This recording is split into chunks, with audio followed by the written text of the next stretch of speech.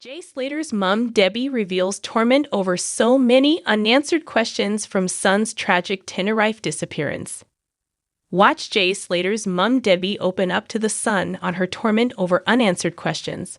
The heartbroken mom of tragic teen Jay Slater has told how his family are tortured by so many questions over what happened when he went missing in Tenerife. Debbie Duncan wept as she said she could not get her head around why Jay, 19, got into a car with two older men after a music festival and went to their remote Arab apartment. And Debbie, 56, said she believed Jay could have left the apartment fearing for his safety the next morning, because he would never let his phone run out of charge.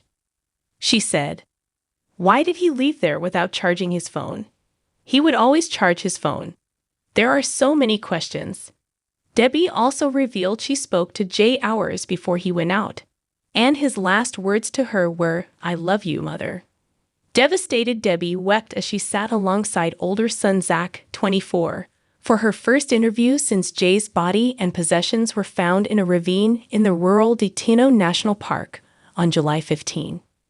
The grim discovery brought to an end an agonizing 29-day search which drew worldwide attention and thrust Debbie into a storm that has seen her trolled by sick ghouls, as we revealed yesterday. Jay, who went on holiday with pals Lucy May Law and Bradley Hargreaves, went missing on Monday, June 17, after leaving the Arab apartment around 8 a.m. The apprentice bricklayer, who had been on holiday with pals Lucy May Law and Bradley Hargreaves, went missing on Monday, June 17, after leaving the Arab apartment around 8 a.m. Jay of Oswald Twistle Lance called Lucy, 18, at 8:50 a.m. saying he had cut his leg, was lost and dehydrated, and had just 1% battery on his phone. His mobile last pinged in the mountainous rural Teno Park after Jay walked the wrong way from the Warren Masca, 25 miles north of his apartment in Los Cristianos. And Debbie said she was tormented over why Jay, who had been at the NRG Music Festival in Playa de las Americas, got into a car between 5 a.m. and 6 a.m. with the two men.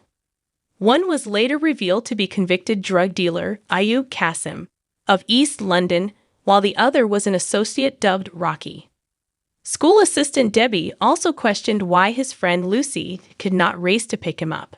Fighting back tears, she told the Sun, "I don't know what he thought he was doing by going with these two guys. I really don't know. I can't get my head round why he just didn't go back to his own friends and went with them.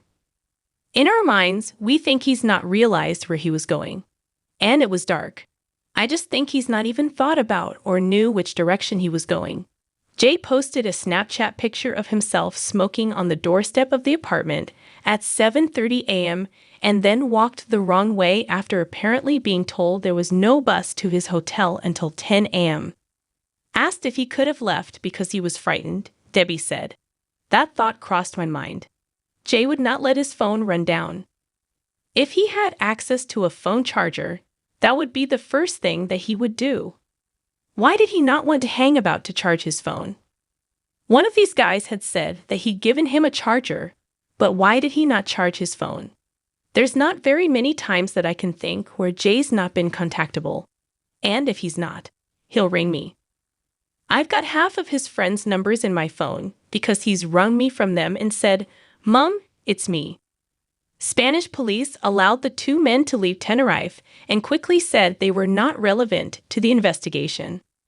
Qasim, 31, who booked the errand under a false name, later said, "Jay came to the house alive, and he left the house alive." But talking about Spanish detectives, Debbie said, "I don't know why they interviewed and let them go. I don't know on what day they interviewed them." She said she had not heard from the men who spent Jay's last living hours with him, but would like to quiz them. Debbie said, "I would like to speak to them, probably in time. I would ask what was happening in Jay's mind and why did he leave." Former detective Mark Williams Thomas, who jetted to Tenerife to investigate Jay's disappearance, has suggested Jay walked the wrong way after leaving the apartment. It was the suggested route on a phone app. But Jay's brother Zach said, I looked on all different ways on the app, and none of them took you up. They all took you down. If you were to go up, you'd have to drive all the way around Tenerife to get back to the bottom." And Debbie added, "I just can't comprehend, I just can't get into my head why he would have gone the totally opposite way. Instead of going down to civilization, why he would go up the other way? I just can't get my head around that bit." The family also doubt the account of local cafe owner Ofelia Medina Hernandez, 66, who said she spoke to Jay and told him there was no bus until 10 a.m. Debbie said, "I don't know how he spoke to her because she didn't speak a word of English. She was very cold towards all of the family and put her hand in front of her face when Zach tried to speak to her." Jay's mourning mother has also been left questioning why his friend Lucy did not race to his aid after her son's desperate last call to her. Debbie said, "It has left me thinking, well, you knew his location. Well, why didn't you just go to him? Why didn't you just go? There are taxis everywhere, and she could have just gone." When I spoke to her, I was saying, "Thanks for what you've done. Thanks for reporting him missing," obviously not knowing anything else at that point. But she's only a kid herself. She's only 18. I can't change anything, and there are so many ifs and buts, and I can just drive myself insane thinking about everything. Debbie, who told us of the special bond she shared with Jay, encouraged him to go on his dream holiday. She paid for his room at the Paloma Beach Apartments in Los Cristianos, where he and Brad planned to stay for 4 days after the festival ended. She said Jay called her from the apartment hours before his fateful last night out. Debbie explained, "I'd spoken to him earlier on. They'd just been chilling at their apartment, and Jay had said he'd burnt his shoulder.